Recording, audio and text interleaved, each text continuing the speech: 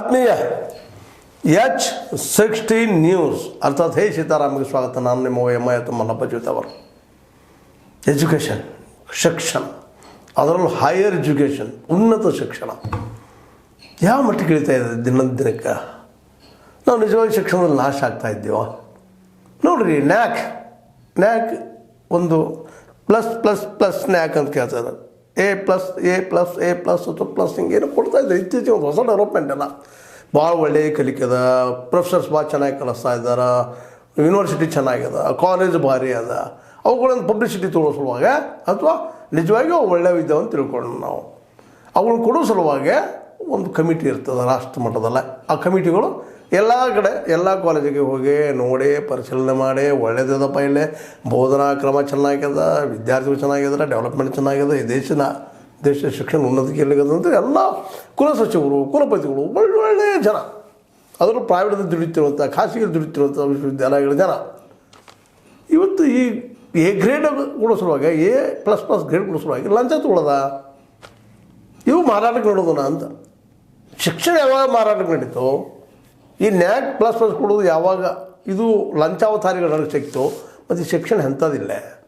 ಇಂಥ ಶಿಕ್ಷಣ ಪಡೆದಂಥ ನಮ್ಮ ಮಕ್ಕಳು ಏನನ್ನು ಸಾಧಿಸ್ಲಿಕ್ಕೆ ಸಾಧ್ಯದ. ಇದು ಆಗಬಾರ್ದಾಗಿತ್ತಲ್ಲ, ಯಾಕಾಯಿತು? ಇದಕ್ಕೆಲ್ಲ ಕಾರಣ ಶಿಕ್ಷಣಕ್ಕೆ ನಾವು ಪ್ರಾಮುಖ್ಯತೆ ಕೊಡಲಾರದೇ ಇರುವಂಥದ್ದು. ಸಹಜದ ರೀ, ಒಳ್ಳೆ ಅಭ್ಯಾಸ ಮಾಡಿರ್ತಾರೆ, ಕುಲಪತಿ ಆಗ್ಬೇಕಾದ್ರೆ, ಕುಲಸಚಿವ ಆಗ್ಬೇಕಾದ್ರೆ ಪಾಪ ಅವರು ಸ್ಥಾಪನೆ ಮಾಡೋದು ಬೇರೆ ಇಲ್ಲ, ಖಾಸಗಿ ಅವ್ರು ಮಾಡಿರ್ತಾರೆ, ದುಡ್ಡು ಹಾಕಿರ್ತಾರೆ, ದುಡ್ಡು ತಗೊಳ್ತಾರೆ ಅಷ್ಟೇ. ಅವ್ರು ದುಡ್ಡು ಹಾಕಿ ದುಡ್ಡು ತಗೊಳ್ಳೋದು ದಂಧೆ ಮಾಡ್ತಿರ್ತಾರೆ. ಇದನ್ನು ನಾವು ಯಾಕೆ ಸಾಮಾನ್ಯ ಜ್ಞಾನವನ್ನು ನಾವು ತಿಳ್ಕೊಳ್ಳಿಲ್ಲ. ಇವತ್ತು ಶಿಕ್ಷಣವನ್ನು ಯಾಕೆ ಖಾಸಗಿಯವ್ರಿಗೆ ಕೊಟ್ಟಿವಿ ನಾವು? ನಮ್ಮ ಟ್ಯಾಕ್ಸನ್ನು ಎದಕ್ಕೆ ಬಳಸ್ತಾ ಇದ್ದಾರಪ್ಪ ಇವರು ಸರ್ಕಾರದವರು? ಮತ್ತೆ ನಾವು ಕೇಳ್ತಾ ಇದ್ವಿ. ಇವತ್ತು ಜನಸಾಮಾನ್ಯ ಪ್ರಶ್ನೆ ಮಾಡ್ತಾ ಇದ್ದಾರೆ, ವಿದ್ವತ್ ಜನ ಪ್ರಶ್ನೆ ಮಾಡ್ತಾ ಇದ್ದಾರೆ. ಎಷ್ಟೋ PhD ಮಾಡಿದ ಮಕ್ಕಳು ಇವತ್ತೆಲ್ಲೋ ಭಾರತದಲ್ಲಿ ದುಡಿತಾ ಇದ್ದಾರೆ. ಇದನ್ನು ನಾವು ಒಮ್ಮೆ ನಿಷ್ಠುರವಾಗಿ ಇವತ್ತು ಎಲ್ಲ ಯುವಕರು ಅಥವಾ ಇವತ್ತಿನ ವಿದ್ವತ್ ಜನ ವಿಚಾರ ಮಾಡಬೇಕಾಗಿದೆ. ಸರ್ಕಾರ ಎದಕ್ಕೆ ಖರ್ಚು ಮಾಡ್ತದೆ ರೀ? ಏನು ಕಾರಣ ಖರ್ಚು ಮಾಡ್ತದೆ? ಯಾವ ಡೆವಲಪ್ಮೆಂಟು? ಶಿಕ್ಷಣ ನೋಡಿ, ನ್ಯಾಯಕ್ಕಾಗಿ ದುಡ್ಡು ವಸೂಲಿ, ಲಂಚ ಪಡ್ಕೊಳ್ತಾ ಇದ್ದಾರೆ. ಸಿಕ್ಕಿದ್ದಾರೆ, ಅವ್ರು ರೆಡ್ಡಾಗಿ ಸಿಕ್ಕಿದ್ದಾರೆ. ಅದರ ಅಧ್ಯಕ್ಷ, ಈ ಒಂದು ನ್ಯಾಕ್ ಪರಿಶೀಲನಾ ಸಭೆಯ ಅಧ್ಯಕ್ಷರು ಸಿಕ್ಕಿದ್ದಾರೆ ಇದರಲ್ಲ. ಅದರಲ್ಲೂ ಮುಖ್ಯವಾಗಿ ಲಂಚ ತೊಗೊಳ್ಳೋ ಮುಂದೆ KLEF ಕುಲಪತಿ JP ಸಾರಥಿ ವರ್ಮನವರು, ಉಪಾಧ್ಯಕ್ಷ ಕೊನೆಯೂರು ರಾಜ ಹರಿನ್ ಅನ್ನುವಂಥವರು, KL ವಿಶ್ವವಿದ್ಯಾಲಯದ ಹೈದರಾಬಾದ್ ಕ್ಯಾಂಪಸ್ ನಿರ್ದೇಶಕ A ರಾಮಕೃಷ್ಣ ಅವರನ್ನು, ಹಿಂಗೆ 10 ಮಂದಿಯನ್ನು ರಾಷ್ಟ್ರ ಮಟ್ಟದಲ್ಲೇ ಹಿಡಿದು ಬಿಟ್ಟಿದ್ದಾರೆ. ಲಂಚ ತೊಗೊಂಡು ಪಟ್ಟ ಸಿಕ್ಕಿಬಿಟ್ಟಿದ್ದಾರೆ. ಅವರಿಂದ 37 ಲಕ್ಷ ಇನ್ನೂ ಅಮೌಂಟ್ ಕಸ್ಕೊಂಡಿದ್ದಾರೆ. ಬಂಗಾರ, ಬೆಳ್ಳಿ, ಎಲ್ಲಿ ದುಡ್ಡು, ಏನು ಲ್ಯಾಪ್ಟಾಪ್ಗಳನ್ನು ತೊಗೊಂಡಿದ್ದಾರೆ. ಅವ್ರು ಯಾಕೆ ಈ ಮಟ್ಟಕ್ಕೆ ಹೇಳಿದ್ರು? ಒಳ್ಳೊಳ್ಳೆ ಪೇಮೆಂಟ್ ಅದಲ್ಲ, ಲ್ಯಾಕ್ಸ್ ರೆಕಾರ್ಡ್ ನೋಡಿದ್ರೆ ಲ್ಯಾಕ್ಸ್ ಪೇಮೆಂಟ್ ಅಷ್ಟಿದ್ದು. ಮತ್ತು ಈ ಒಂದು ಸೆಲೆಬ್ರೇಟ್ ಮಾಡೋ ಸಲುವಾಗಿ ದುಡ್ಡಿನ ವಸೂಲು ಮಾಡೋದ, ಲಂಚ ಕೇಳೋದ, ಯಾಕೆ ಹಿಂಗಾಯಿತು ಅಂತ ಭಾಳಷ್ಟು ಸಂಸ್ಥೆಗಳಲ್ಲಿ ನಿಮಗೆ ಗೊತ್ತದ. ಓಪನ್ ಸೆಕ್ರೆಟರೀಸ್ ನಮಗೊಂದು 50,000 ರೂಪಾಯಿ ಫಿಕ್ಸ್ ಮಾಡಿರ್ತಾರೆ, ಅದು ಕೊಡೋದು 10-20 ಸಾವಿರ ಕೊಡ್ತಿರ್ತಾರೆ. ಯಾಕಂದ್ರೆ ಎಲ್ಲ ಕಡೆ ಶೋಷಣೆ ಈ ಪ್ರೈವೇಟ್ದ್ರ ಕೈ ಹಿಂಗೆ ಇದೆಲ್ಲ ಕೆಲಸ. ಹಿಂದೇನೋ ಮಠಗಳು, ಮಾನ್ಯಗಳು ಸ್ವಲ್ಪ ಪ್ರೈವೇಟಾಗಿ ಮಾಡ್ತಾಯಿದ್ರು, ಖಾಸಗಿಯಾಗಿ. ಅದು ಸಾರ್ವಜನಿಕ ದುಡ್ಡು ಇರ್ತಿತ್ತು, ಸಾರ್ವಜನಿಕ ಬದುಕಿಸ್ತಿದ್ರು ಮಠವನ್ನು. ಮಠದ ದುಡ್ಡಿನೊಳಗೆ ಏನೋ ಮಾಡ್ತಿದ್ದು, ಸರ್ಕಾರದ ಹೆಲ್ಪ್ ಮಾಡ್ತಾಯಿತ್ತು. ನಮ್ಮ ಕರ್ನಾಟಕದಲ್ಲಿ ಸಾಕಷ್ಟು ಆಗಿದೆ. ಅದು ಒಳ್ಳೆಯ ಶಿಕ್ಷಣ ಸಿಕ್ಕಿದೆ, ಒಳ್ಳೆ ವಿದ್ವತ್ ಜನ ಸಿಕ್ಕಿದ್ದಾರೆ. ಇವತ್ತು ನಮ್ಮ ಒಂದು ಶಿಕ್ಷಣ ಮಟ್ಟಕ್ಕೆ ಬರೋದಕ್ಕೆ ಅವರೆಲ್ಲರ ತ್ಯಾಗ, ಹೋರಾಟ, ದುಡಿಮೆ, ಕಡಿಮೆ ಪಗಾರ, ಕಡಿಮೆ ಸಂಬಳಕ್ಕೆ ದುಡಿದಂಥ ದೊಡ್ಡ ಮಹನೀಯರು ನಮ್ಮಲ್ಲಿ ಅನೇಕ ಬಂದು ಹೋಗಿದ್ದಾರೆ. ಫ್ರೀ ಮಾಡಿದಂಥ ಕೆಲಸ ಮಾಡಿದಂಥವ್ರು ಇದ್ದಾರೆ. ಆದರೆ ಅವ್ರ ಬದುಕಿಗೆ ನೆಲೆ ಇಲ್ಲಂದಾಗ ಈ ಲಂಚಾವತಾರಕ್ಕೆ ಇಳಿತಾರೆ. ಈ ಲಂಚಾವತಾರಕ್ಕೆ ಇಳಿದು ಇವತ್ತು ಏನಪ್ಪ ನ್ಯಾಕ್ ಸರ್ಟಿಫಿಕೇಟ್ ಸಿಗ್ತದೆ, ಅನೇಕ ಅನುಕೂಲಗಳು ಸರ್ಕಾರ ಸಿಗ್ತದೆ. ಮತ್ತು ಅದಕ್ಕೆ ಹೆಚ್ಚು ಸರ್ಕಾರ ಎಷ್ಟು ಸಿಗ್ತದಿಲ್ಲ ಗೊತ್ತಿಲ್ಲ. ಯಾಕಂದರೆ ಸಂಶೋಧನೆಗೆ ಇನ್ನೊಂದು ವಿಷಯಕ್ಕೆ ಎಷ್ಟು ಕಡಿಮೆ ದುಡ್ಡು ಕೊಟ್ಟಿದ್ದಾರೆ. ಈ ಬಜೆಟ್ ತೆಗೆದು ನೋಡ್ರಿ ನೀವು ಎಷ್ಟು ಕೊಟ್ಟಿದ್ದಾರೆ ಅವ್ರು. ಎಷ್ಟಾಗಿದ್ದಾರೆ ನಮ್ಮ ಮೋದಿ ಸರ್ಕಾರ. ಈ ದೇಶದ ಮೂಗ, ಈ ದೇಶದ ಉಸಿರ ಶಿಕ್ಷಣ. ಅದಕ್ಕೆ ಏನೂ ಇಲ್ಲ ರೀ. ಇಲ್ಲಿ ನಮ್ಮ ದೇಶ ಸಂಶೋಧನೆ ನಡೀತಾ ಇಲ್ಲ, ಇನ್ವೆನ್ಷನ್ಸ್ ಇಲ್ಲ, ಮತ್ತೊಂದಿಲ್ಲ, ಮುಗಿದೊಂದಿಲ್ಲ.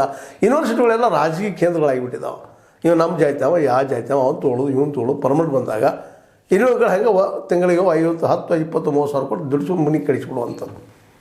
ಅತಿಥಿ ಶಿಕ್ಷಕರು, ಅತಿಥಿ ಉಪನ್ಯಾಸಕರು, ಅತಿಥಿ ಪ್ರೊಫೆಸರ್ಗಳು ಅತಿಥಿ ಮಾಡಿಬಿಟ್ಟಿದ್ದಾರೆ ಅವನ್ನೆಲ್ಲ. ಇವತ್ತು ಇನ್ನೂ ಇನ್ನೊಂದೇ ಮಾತು ಹೇಳಬೇಕಾಗಿದೆ. ಈ ಮೋದಿ ಸರ್ಕಾರ ಇರ್ಬೋದು, ಹಿಂದಿನ ಸರ್ಕಾರ ಇರ್ಬೋದು, ಯಾರೂ ಇಲ್ಲ. ಶಿಕ್ಷಣಕ್ಕೆ ಯಾಕೆ ನೀವು ಇಷ್ಟೊಂದು ಅವಗಣನೆ ಮಾಡ್ತಾಯಿದ್ದೀರಿ ಅಂತ. ಕೊನೆಗೇನೋ ನ್ಯಾಯದಲ್ಲಿ ಒಳ್ಳೇದು ಇರ್ಬೋದು ಅಂತಂದ್ರೆ ನ್ಯಾಯದಲ್ಲೂ ಇದ್ದ ಪರಿಸ್ಥಿತಿ.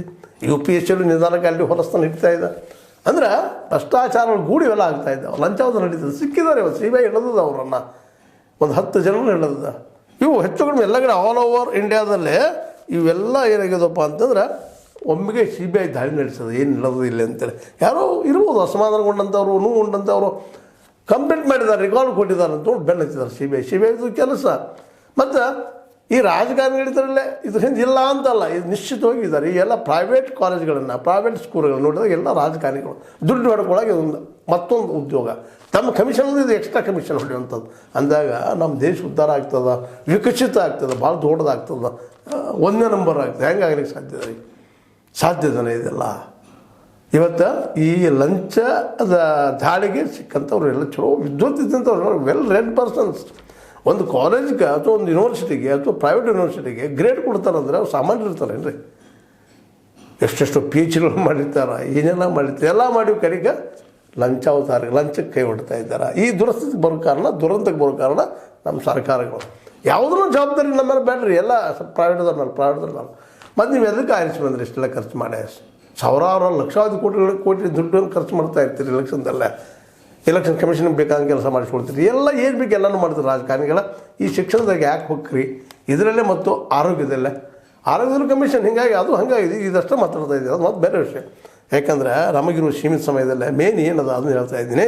ವಿಶೇಷವಾಗಿ ಈ ದಾಳಿ ಎಲ್ಲೆಲ್ಲಾಗಿದೆ: ಚೆನ್ನೈ, ಬೆಂಗಳೂರು, ವಿಜಯವಾಡ, ಪಲಾಮು, ಸಿಂಬಲ್ಪುರ್, ಭೋಪಾಲ್, ಬಿಲಾಸ್ಪುರ್, ಗೌತಮ್ ಬುದ್ಧ ನಗರ್ ಮತ್ತು ನವದೆಹಲಿ ಇನ್ನುಳಿದ ಸ್ಥಳಗಳು ಎಲ್ಲೆಲ್ಲಿದ್ದಾರೆ ಆರೋಪ ಎಲ್ಲ CBI ದಾಳಿ ಮಾಡ್ಯದ.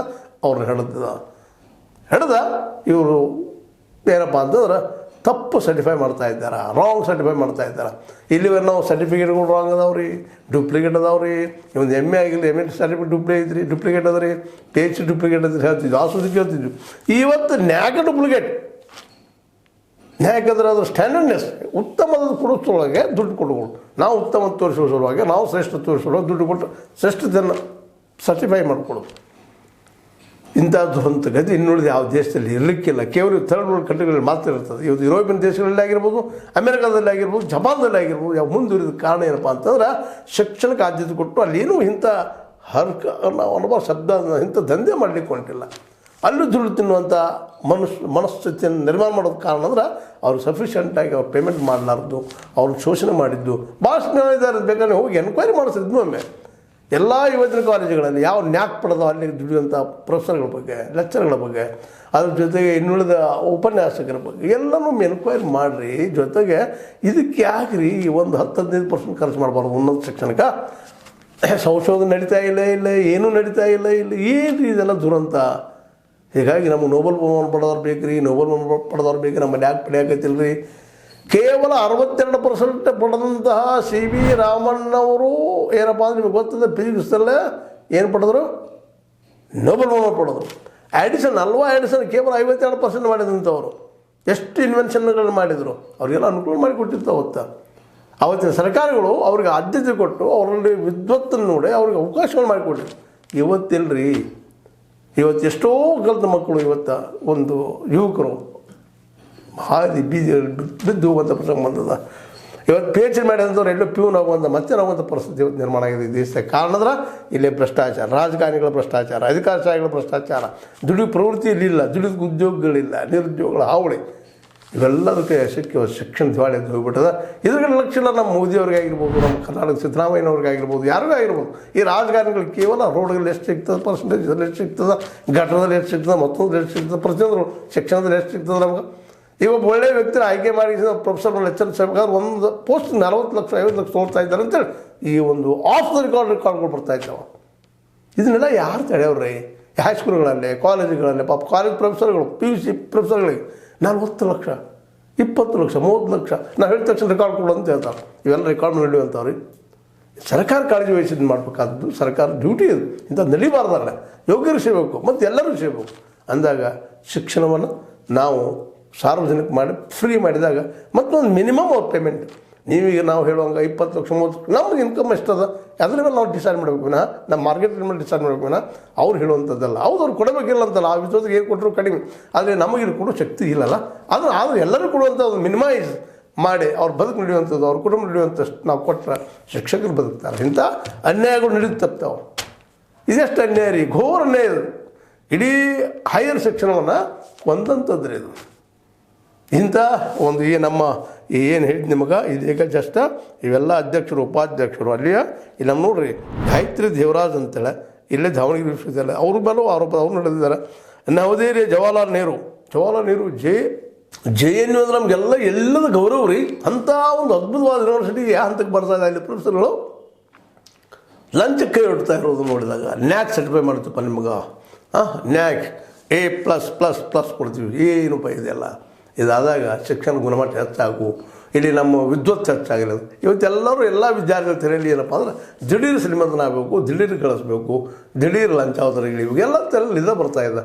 ಅಂದಾಗ ಈ ದೇಶ ಒಂದು ಕಟ್ಟುವುದು ಹೆಂಗೆ ಅಂತ, ಈ ದೇಶ ಉಳಿಯೋದು ಹೆಂಗೆ, ಮುಂದಿನ ಭವಿಷ್ಯ ಬರೀ ಇವರೇ ಹುಟ್ಟಿದ್ರೆ ಎಲ್ಲರೂ ಇವರ ಆದ್ರೆ ಏನು ಮಾಡ್ಲಿಕ್ಕೆ ಸಾಧ್ಯ? ಇಡೀ ಸಮುದ್ರ ಉಪ್ಪಾದಾಗ ಸಿಹಿ ನೀರಿಗೆ ಎಲ್ಲಿ ಹೋಗೋದು ಅಂತ ಇದನ್ನು ನಮ್ಮ ವಚನಕಾರರು ಹೇಳ್ತಾ ಇದ್ದಾರೆ.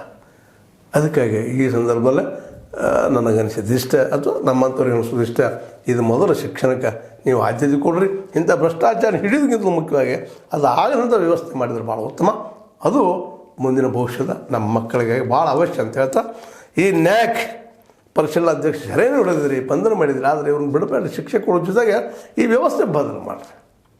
ಶಿಕ್ಷೆ ಆದರೂ ಸಹಿತ ಆಗಲಿಲ್ಲ ಅಂತ ತಪ್ಪು ಮಾಡಿದ ಶಿಕ್ಷೆ ಆಗಲೇಬೇಕು, ಉಪ್ಪಿನಿಂದ ನೀರು ಕುಡಿಲೇಬೇಕು. ಆದರೆ ಈ ವ್ಯವಸ್ಥೆ ಮುಂದುವರಿಯೋದಂಗೆ ನೀವು ನೋಡ್ಬೇಕು ಸರ್ಕಾರದ ಕೆಲಸ.